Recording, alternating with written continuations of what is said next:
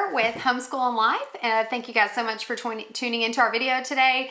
Today is just going to be like a honest mom homeschool chat, getting ready to start the last quarter, I guess you might say, of our year.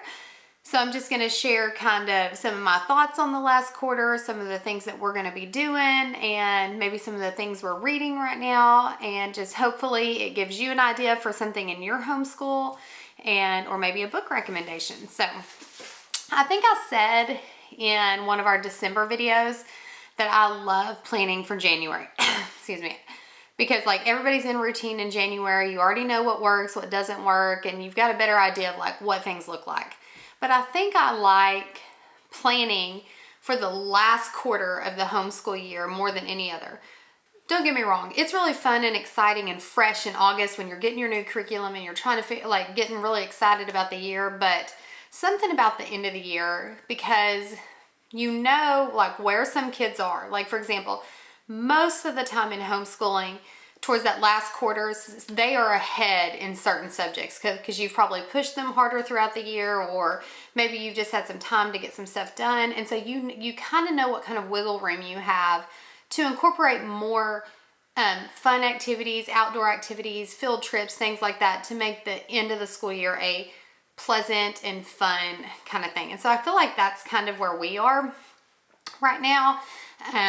We're doing Shoreman math. You guys know that, or I've shared it before. And both my high schooler and my junior high are both ahead in their math. And so I have bumped them down to only doing 3 lessons a week. And that's still going to have them finishing end of April, beginning of May. So that just gives us more time during our day for me to get to do some of the things that you want to do as a homeschool family. So anyways, that's just an example.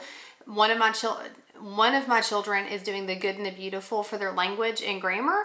Well, I did not realize that he was almost done, but I've really pushed on like not skipping days and getting things done. So we're able to slow down a little bit this spring to do the fun stuff. So I'm excited. So what we're gonna do for the spring is we are gonna do like plants and botany, outdoor science unit things. I am not very good at like nature journaling and taking the time to go outside and do that kind of stuff. So I've ordered some books and ordered some art supplies so that maybe for my younger kids, I can do more of that, like getting outside with them to do some of those things. I mean, we do it, but I would not say that I'm great at it. So I'm gonna try, that's why I'm telling you this to hold myself accountable, to be more intentional about those things. And I guess why I haven't been is when my older 2 were younger, we did do a lot of those types of things. Like we would go outside for long periods of time and have picnics outside and just do, we would catch tadpoles and things like that for all of our spring science units. Well, now our life is different and busier with kids and their activities. And so I'm really working to adjust to still making it all work to the best that I can. So anyways, that's my goal.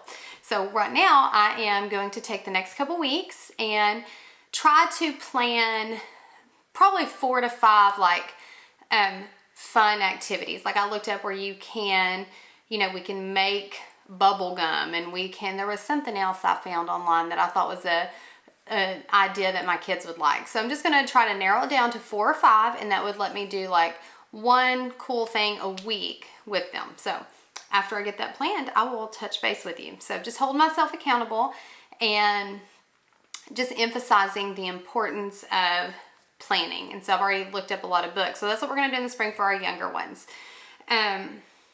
History, we are moving kind of out of like the Renaissance and the Reformation as a family. And we are going to be moving into like the American Revolution, the French Revolution, expansion of the United States, things like that. And so I just wanted to share with you guys some of the books that we've read in the past that I've really liked. If you have not read Johnny Tremain, it is a family favorite. I've done this as a read aloud. It's even a little bit of a longer book, but it really kept the kids' interest, and we have really referred back to it. So even if you're not in that time period of history, if you need a good read aloud, that's always a good one. This one would be like a little bit before that time. This is Carry On, Mr. Bowditch. We actually did this one as an audiobook, and I thought this book was great. It was so educational. His character was very interesting, things like that. Anyways, just very historically good fiction. So if you haven't read that one, sorry, that's before the Revolution, but it's still good. So I would recommend that. And one of my favorite curriculums that I've ever done, and I think I did it when the kids were second or third grade. I believe it's My Father's World. It's this book, American Pioneers and Patriots, and it comes with the Lewis and Clark expedition book. I remember reading this to my kids, and like this would be such, like you could almost only do this and they are going to get such a great idea of the Lewis and Clark expedition. And I'll link to the exact book. It's I don't know if you can tell, like it's a very easy read, but so informative. And so since we're going into our history, I'm going to pull this back out and I'm going to read it to my younger ones. So, and they are 5th and 2nd grade. So I'm really excited about pulling that out. So what I'm currently reading, sorry, I told you this was going to be a mom chat all over the place. So this is kind of what it's like talking to me in real life. Oh, this was, sorry, that's the door in the wall. I pulled this out because that goes with like our time period in history right now. But I actually am choosing to read the Shakespeare Stealer. This is our current read aloud. I've heard lots of people recommend it. We are about, 7 or 8 chapters in 2 days. And I'm only reading to 2 young boys right now, and both of them keep saying, oh, read another chapter. So it's historical fiction, and it's pretty fast moving. And so, so far so good. When we finish it, I'll post on my Instagram to tell you if we liked it. But we just did a unit on William Shakespeare this week, and so moving right into this book has been really good. So my teens are currently reading The Hiding Place. I've read this book. I have not read very many books more than once. I'm like a one and done.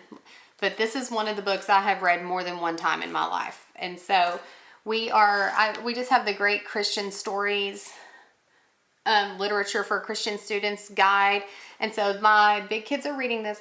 My teens, I guess I should call, are reading this. And then we go over the questions each week. So that's kind of what I'm reading right now. So Lauren, I think we've made some posts before. Lauren, her daughter, my daughter, and I, we are in a book club together, just the 4 of us.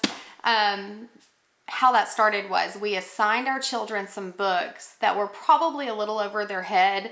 Like, for example, I had my daughter read The Scarlet Letter, and it was like when she wasn't ready to read it. And so then I felt so bad, like just on that level. So Lauren and I decided to start reading some books with our teen daughters to have a book club with. And we go, we have coffee, we discuss the books, everything. It's just kind of a fun relational treat. So this time we just finished The God of the Woods. We haven't had our book club meeting. We're gonna have it this week or next week. We've all finished the book. And so I can't share too much on my review of it on this channel yet because we haven't met with Lauren and them to discuss it. But I don't know how I should say it. I guess I should just say it was not my cup of tea. I might post more later. So anyways, that's just kind of an overview chat of what we've got going on. Lots of reading, lots for planning for some spring activities with the kids. Lauren, in the spring is a really good time to do your field trips, or make sure you do field trips. I'm sure you do field trips all year round, but Lauren and I get pretty busy because our schedules, since we have kids playing the public school sports, like we don't have as much freedom to take the field trips as we used to. So her and I both committed to picking some field trips to take the younger bunch to this spring. So that's basically what we've got going. Oh, something else, just in the random mom chat. I don't know how many of you guys are into fitness or running or anything like that. Don't tune out on me. I know not everybody likes listening to running, but I will be running a marathon this Saturday. No, this Sunday, 5 days out. We're 5 days out. And so I just kind of brought some of my shoes out here just in case anybody else is a runner and maybe would be interested in what shoes I'm training for in the marathon, in case you want to get into running. Now, don't make fun of me, but just in your head, how many pairs of shoes do you think that it takes to train for a marathon? Now, obviously you could train in one pair of shoes if you wanted to, but this time around on my race, I really wanted to focus on being injury free.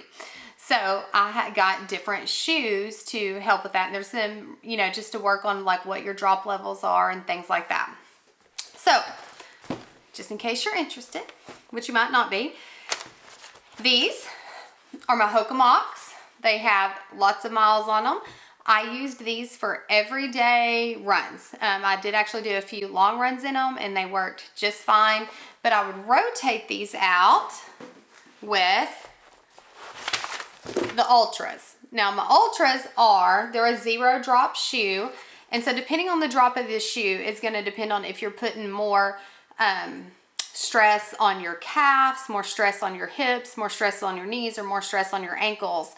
So it's good to rotate that. So like if you're running lots and lots of miles, you're injured, like it's injury prevention to not keep pounding the same thing. So I would also wear these once a week to trade these in.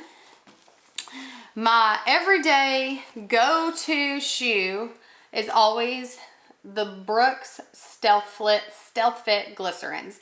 It's a neutral shoe. It works for my foot, and so I would probably wear these 1 to 2 times a week. And then these would also be rotated with the Hoka Mocs for the long runs. The next shoe that I would always use, these are the Brooks Hyperion Tempos. They are super, super lightweight. You would not want to do a lot of like long miles in them, but this is the shoe that I would do my speed work in. And so once a week, we would do a speed quality session, and these are my speed shoes. So my last shoe is the Brooks Hyperion Maxes. These are actually going to be my race shoe. So I've ran 5 or 6 times in them. I bought them later in the cycle just to make sure that they wouldn't be broke down, but I ran in them this morning, and I think I've done 2 or 3 long runs in them. So these are the shoe I am going to race in. So I've never raced in these, but I'm pretty excited about it. So after this weekend, I can do a race recap. So anyways, I know that was lots and lots of rambling, but I just wanted to check in, have a little homeschool chat about planning for the spring, the joys of homeschooling in the spring in your last quarter, what we're reading, and what's going on. So thank you so much for tuning into our channel, and subscribe to our channel, and we'll see you next week.